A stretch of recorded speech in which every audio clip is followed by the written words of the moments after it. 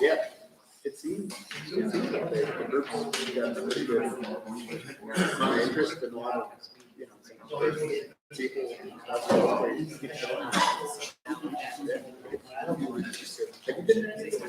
Okay, are we ready to get started tonight?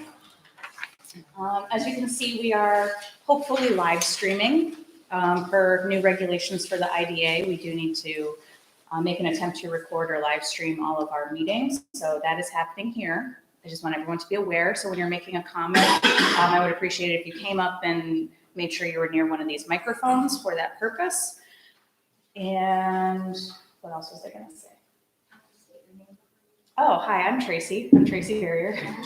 Nice to see you all. I'm the director of the IDA. And this is Samantha. She'll be taking notes tonight of the meeting. And just to get started, I do have a short little legalese, couple of paragraphs that I'm just going to read through. Then I'm going to just explain very briefly what these benefits actually are and what they do for the developer. And we'll offer Mike a chance to just give a quick little overview of the project, and then we'll take comments from the public. So the description of the project is as follows. SunEast Dog Corner Solar LLC for itself and or for an entity or entities to be formed collectively. The company has submitted an application to the agency, meaning the Cayuga County Industrial Development Agency, requesting the agency's assistance with a certain project consisting of, one, the acquisition by the agency of a leasehold interest in approximately 140 acres of real property located at 2663 Dog Corners Road in the town of Ledyard, New York. The land, and there's a tax map ID associated with it. 2, the planning, design, construction, and operation of a 20 megawatt AC PV solar electrical generation system, including panel foundations, inverters, transformers, interconnect wiring, on and off-site utility connections, site work, landscaping, fencing, security, and related improvements, collectively the improvements. 3, the acquisition of an installation in and around the land and improvements by the company of machinery, equipment, fixtures, and other items of tangible personal property, the equipment, and collectively with the land and improvements, the facility. So the whole project is being called the facility. And 4, entering into a straight lease transaction within the meaning of subdivision 15 of section 854 of the Act, which is a New York State law, pursuant to which the agency will retain a leasehold interest in the facility for a period of time and sublease such interest in the facility back to the company, also known as the straight lease transaction. It is contemplated that the agency will acquire a leasehold interest in the facility and lease the facility back to the company. The company will operate the facility during the term of the leases. The agency contemplates that it will provide financial assistance to the company in the form of a sales and use tax exemption for purchases and rentals related to the project, a mortgage reporting tax exemption, and a partial real property tax abatement structured through a pilot agreement. The foregoing financial assistance and the authority's involvement in the project are being considered to promote the economic welfare and prosperity of the residents of Cayuga County. Based upon the information provided by the company in its application, the project will involve an approximately $26 million capital investment by the company, and the agency estimates the following amounts of financial assistance. Sales and use tax exemptions of $1,456,000, mortgage recording tax abatement of $98,200, and a real property tax abatement of $2,264,031. So what that all means, now that that piece is done, none of this is a grant. None of this is writing a check to the company.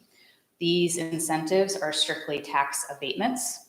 So it's a savings to the company as they establish and maintain the project. It is not the IDA or the town or the county writing a check to the company.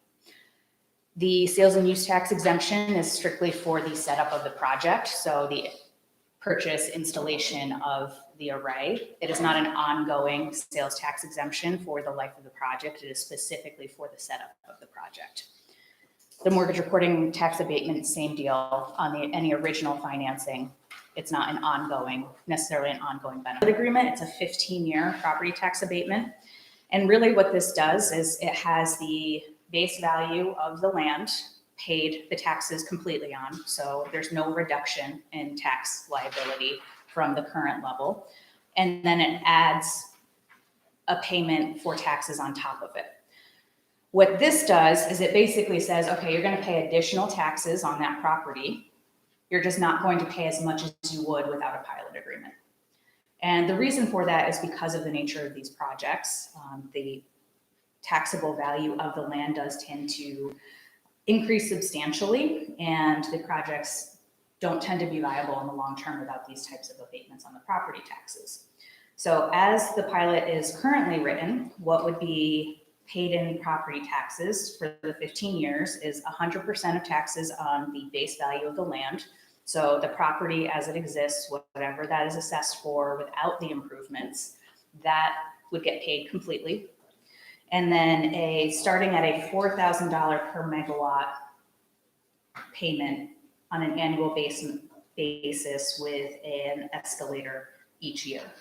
So it would start at the base value plus $80,000, and then it would go up from there based on the actual value of the land. And it looks like this is a 1.5% escalator that we did here. I think it's a 1.5% escalator per year. Where did I put that? I got lost in my own spreadsheet. So, so in the first year after the array is built and is online, there would be the base value plus $80,000. In the year after that, it would be the base value plus $81,600 and so on for the 15 years. At the end of the 15 years, it would go back on the tax rolls and be taxed at the normal assessment, whatever that happens to be. And all of that over time adds up to the dollar value that we anticipated. We're kind of guessing at what the actual or what the actual property assessment would be, but that's what adds up to the $2.2 million in tax abatements. But again, there's no reduction in property taxes to the town, county, or school district. It's not a matter of them paying no property taxes. It will be an increase. It will just be an increase that's lower than the increase it would be without the agreement. And with that, before we get into questions, I will let you go ahead and I'm sure most of these people already have an idea of your project. Yeah, I'll let Jason, who's with TRC, give the overview, and they've all offered it a couple times, I think. And then we'll open it up to comments from the public. Hello, good evening. I'm Jason Dickey. I have a lot of familiar faces, so I think most of you have heard this spiel before, so I'll keep it short and sweet, but go through it for posterity. I'm project manager with TRC Companies. We're an engineering environmental firm. We're nationwide. I'm based in Albany. Mike Beckner, Vice President of SunEast Development.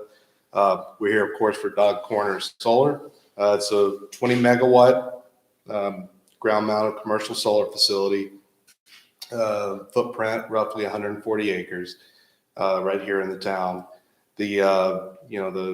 From idea through the present, this project has been ongoing for several years, at least a couple. TRC, we've been involved very heavily for a little over a year, first starting with the agency, state and federal consultations for everything from rare species to cultural resources. We've done a fair amount of environmental and cultural resource survey and sampling in the field. TRC designed the project from a civil design standpoint. The project, we supplied our permit application to the town of Ledyard last summer. I believe it was June or July. It went through the state environmental quality review process, or SEQR, throughout the fall, and I believe a neg deck was issued by the town board in maybe September, October, forgetting the chronology.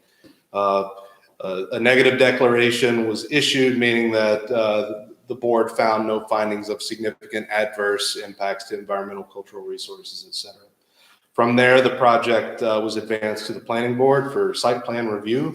That's where we've been now. Debbie, chairwoman for the board, is here, and so we've been here in regular attendance, for the last several months, answering questions that the board has. There's a public hearing and looking to, resolve any concerns there are. And I think we're pretty close. I think we're all at a point where we're comfortable with the site design, but a couple things still sort of working their way through the system. So obviously we're here tonight in pursuit of a pilot, and Mike is here, of course, representing SunEast position, and I'm here to help answer any questions you might have technical-wise about the project's history. So, yeah, thanks for the opportunity. And now as we open, just a couple of housekeeping items. If you did not sign in when you came in, please do sign in before you leave. We do need to keep a record of who was here. I'd also like to say hello to our CCIDA representatives in the room. We have Herb Marshall, Paul Lattimore, and attorney Rick Delvato. So they're here to hear your comments, and we will transmit comments back to the rest of the board. And as you have comments, we do ask that you try to keep them to 3 minutes, but if it seems like we're doing okay on time, we can revisit any outstanding topics towards the end. So with that, is there anything else, Rick, that I need to say at this point? Okay. So with that, are there any, and please do state your name when you make your comments so that Sam can have your name in the notes. So are there any comments to get started? I'll even bring them to you.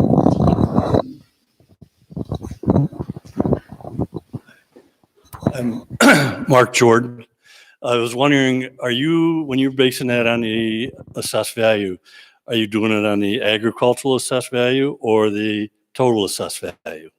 No, it would be the total assessed value because the agricultural exemption would come off of the property for the portions being used for this. So it'll be the total assessed value okay. And what about the inputs? They're not paying taxes on, if they go buy steel or whatever. Is that coming off too? I know for the Inns of Aurora, you did that. Yeah, so the sales tax exemption would be for any of the materials going into the project, materials and rentals, services going into actually establishing it over a long-term basis. So say they get it established, they've completed the sales tax exemption portion of this incentive. If in 5 years they need to buy some steel to replace something, that would not be covered under the sales tax exemption unless they applied for a new one. So this is specifically for this first year or two when they're getting the array up and running, but it would exempt the sales tax portion of those costs.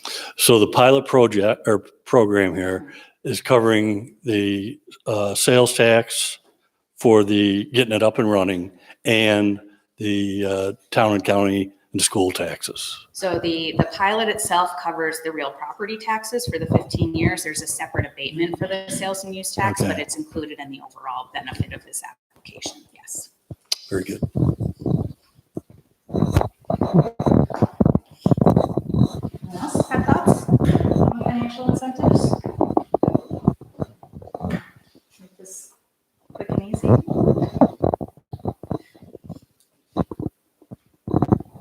Okay, well, we can hang out for a while if you want. Do a little karaoke, anybody? No? Okay. Well, if anyone thinks anything, we'll hang out if anything else, we'll hang out for a little while here. If you want to mull about and mull over your thoughts, or feel free to submit any written comments after tonight if you think of something. Our next meeting is March 17th. March 17th. It's the third Tuesday of the month. So if you have any written comments, you can send them in between now and then as well. Do you have any concerns about this? I guess in a perfect world, everybody would be able to run on their own instead of getting all these grants and so forth, but it's not a perfect world. Yeah, it's not a perfect world. You've got 3 for the Inns of Aurora in the town ledger. There's 2 pilots, and then there was an additional, I think it's just the 2 for them. You had the Abbott House and Abbott House in Funeral Parlor. Shackleton, yep. And the spa didn't get a pilot program? Nope. Okay. The spa is not under a pilot program.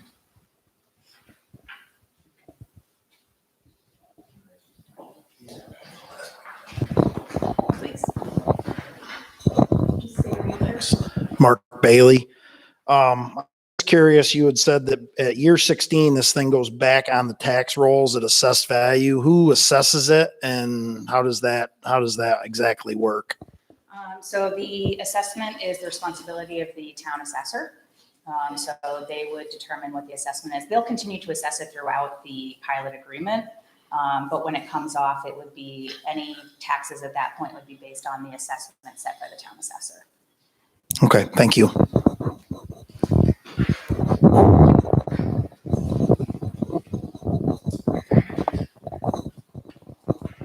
Okay. Anything to add? I'm good. So, like, the revenues are divided up between, as I understand it, between the town and the county and the Yeah. school district. Just like it is regular. for the Yeah. taxes. So it is, That's up normal. School taxes go to school, town, county go to the county. yep, so we'll take the payment that is made based on that $4,000 per megawatt and the base value of the property, and we'll divide it accordingly among the taxing jurisdictions based on their tax rates. So we'll just find the percentage of the total tax rate. This percentage is for the school district, this is for the town, this is for the county, and we'll divide the payment accordingly. So it would be as if it was kind of being billed normally. Have you got a criteria for somebody who comes to you for a pilot program? There might be a lot of farmers who want a pilot program. So generally, a pilot program would start with a capital investment. So there would have to be some sort of expansion or building of a facility generally, or perhaps purchasing a large purchase of some sort of non-production equipment, or so there would have to be a capital investment. There would generally have to be some sort of an increase in the property value caused by that investment. So if someone's buying equipment and it's not going to influence their property assessment, there's no reason for a pilot. So that would generally be an indicator for a pilot agreement. We do like to, and we also look at what are the potential community benefits for the project. So is there job creation? Are there ancillary benefits to the community? Those types of things. We want to see where is the benefit to the community if there's going to be a community-based incentive provided. So how many projects throughout Cuba County? You do 2 or 3 a year? Or? That's about right. Not all of them are pilot projects. We actually have been doing a lot of smaller projects in recent years, which are just the sales and use tax and mortgage reporting tax abatements, as opposed to the pilot agreements. But we'll do 2 or 3 throughout the county a year of either a pilot or the small projects. But I think we have between CCIDA and ADA, I think there are about 25 active pilots. Does that sound about right? Mm-hmm. About 25 active pilots throughout the county, give or take. This isn't nothing you probably could answer, but the article in the paper, the citizen talking about this, said that the governor's trying to make it, the larger projects are already taken out of town control, but the smaller ones like this are in town has a say in it, and they want to make it so none of these projects, big or small, have anything, the town has any say in it. And what's the county's thought on that? I think we're very, very interested in the town's position on these things, and we would probably want a positive reaction from the town. But if the governor gets his way and says that they're taking it away from the town, so the town has no say in it, to speed the process up or whatever, or make sure it doesn't get rejected, what do we do about that? Is there any way to, who do you contact to try to put a stop to that, or? Your legislators. Your state legislators. The governor can't do it. The governor can't. When the state controls both houses, we got a Democrat, is a governor, both houses are Democrats, who's got any say? I mean, yeah. But for years, one of the biggest responsibilities of town government was land use issues. And when you take that away from the town, you're crippling the town. I don't think we would, and we're not going to do anything to say about the state giving the permit. I think if the organization that is doing this was coming to us for a tax abatement, then I think we would insist that we talk with the town and get your opinion before we went there. But as far as citing those, we would have nothing at all. In fact, historically, this locality of the proposed project does the environmental review that was mentioned by the engineer of the project. Our IDA doesn't typically handle the environmental review. So It's done by the local government, local town or village. with This the project. tax thing is county, so the county's approving it. County IDA. Yeah, okay, county idea. So if a town, say, they want to go to Springport and put one of these up, and Springport board was totally opposed to it, are you guys still gonna offer the pilot We program? can't authorize something that's not permitted. I mean, the project has to be a permitted use. And again, it necessary permits from the local government where the project. We is would be, proposed. we would be reluctant But even to if- do this without the town being in favor of it. Even if Cuomo gets his way with making it so it takes it out of the town hands, but the permit process is out of the town. I have no idea. I'm not going to answer hypotheticals. So- But say it was taken away, but the county would listen to the town, and they have to say whether they're As far gonna. as us giving them the tax. Yeah, so They're part of the, towns anyways. part of the conversation, yeah, part of the conversation when we were putting these policies into place was to make sure that we required a public hearing for these types of projects in the case that something went to the PSC for a seeker instead of coming through the town. We wanted to make sure, I mean, that would generally happen anyway, but I think we did write into the policy that these types of projects would require a public hearing, even if they were below the threshold, to make sure that we were getting that input, even in a case where perhaps the town didn't have as much input in some of those other processes. We may have this play out fairly soon. If you read that article in the paper, there's a real article in the town conquest. I don't know if you know that Mary Waterman's department. And I don't know, have they approached you for any? Not yet. But that will play out probably reasonably soon, and you all can see how that works. I think, the general feeling in our town is that, you have one here, Cornell's got a 27 acre one just over the road here a little way. But we would hate to see the whole town built. One or two is all right. But, I think that's exactly right. That's where local zoning comes into play. And areas which would be permitted by special permit. Whereabouts is the power source that this would be going into? Right to the, right to the north of it. It's right to the north. Yeah, that's why that's property. That's what's necessary for any of these to work, is the access to the transmission line. And I believe there's another one going in up in Scipio. I don't know if they've talked to you yet or not. Yes. Yes. My name's Casey Otis. I was wondering how many of the other pilots you've got or are looking at are for similar solar farm projects? So we don't have any established pilots for solar yet. This is the first, and then we have one other that's in the application phase right now. We have not done their public hearing yet, but, so we have 2 active applications, but none that are final or established at this point. And where does the $4,000 per megawatt rate, how is that developed? So NYSERDA provided some guidelines for what would be appropriate for projects in different regions of the state. And for our area, there was a range, and $4,000 is towards the high end of that range. We're probably close, high, middle, mid-high end of that range from the NYSERDA recommendations. And they did a lot of research to figure out what can these types of projects handle from a pro forma perspective and a financial perspective, and what is kind of balancing with what is going to be helpful to the towns and municipalities. They should be paying something. So the idea is, or for a certain size project, there should be some sort of tax payment. It's just a question of how do you let these projects happen and still benefit the municipalities.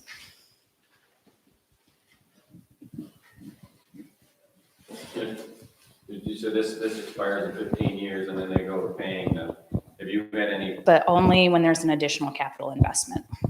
So there would need to be an additional investment, but not Generally. existing, like, not usually, no. We would, normally, there wouldn't necessarily be an extension unless there was an additional capital project.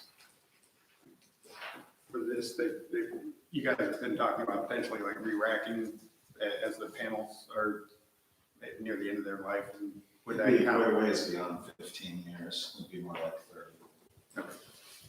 But these projects can't move forward in the state without pilots, wind projects, solar projects, any new power plant, just because the state taxes are so high, so.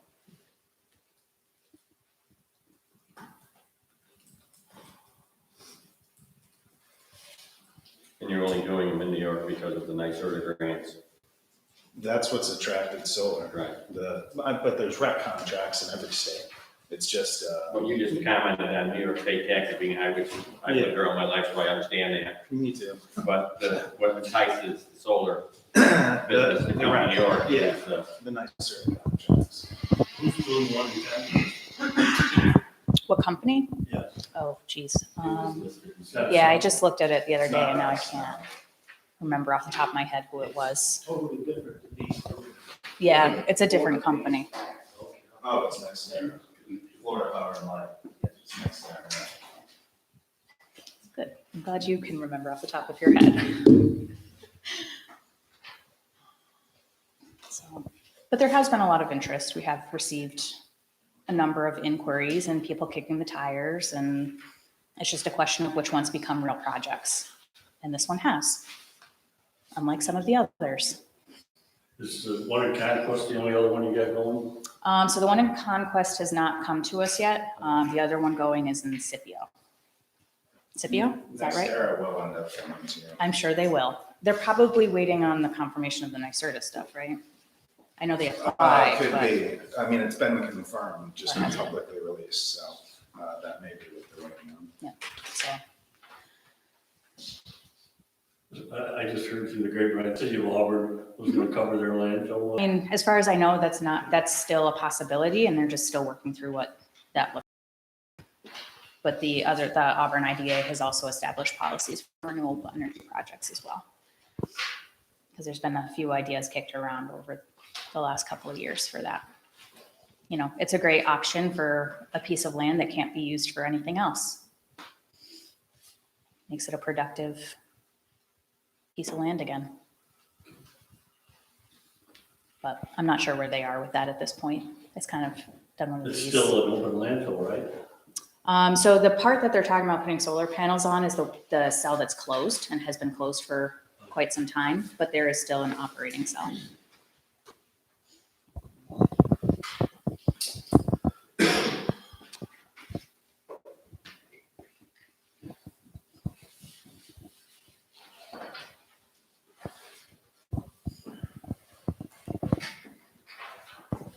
I guess we're done. Okay, we'll hang out for a few more minutes if anyone thinks of anything. Again, please make sure you sign in if you haven't done so already.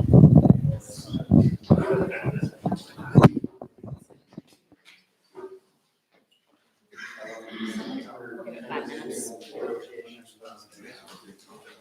But the mics are still on, so don't say anything.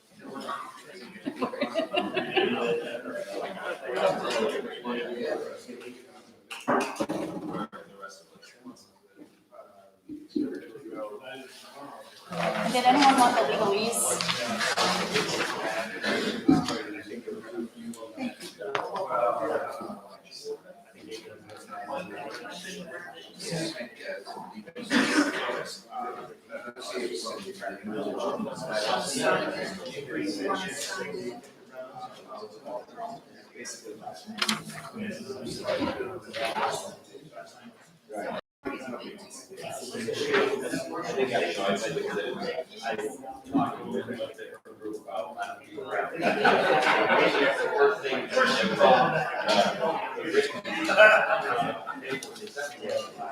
They didn't want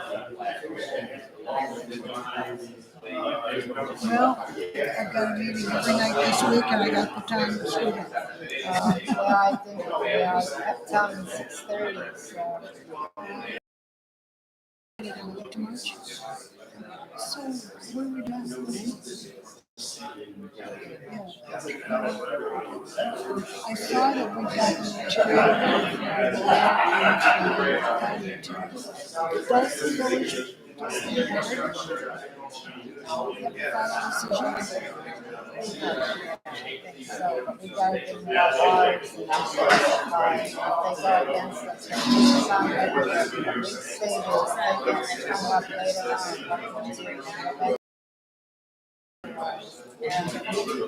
That's all we can do. Pretty much.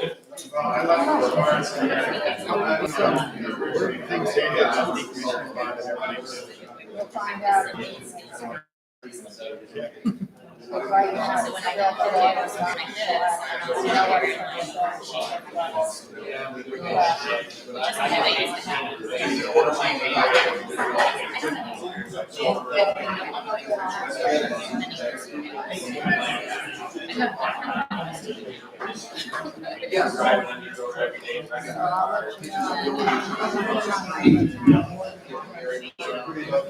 Not too bad, not too bad.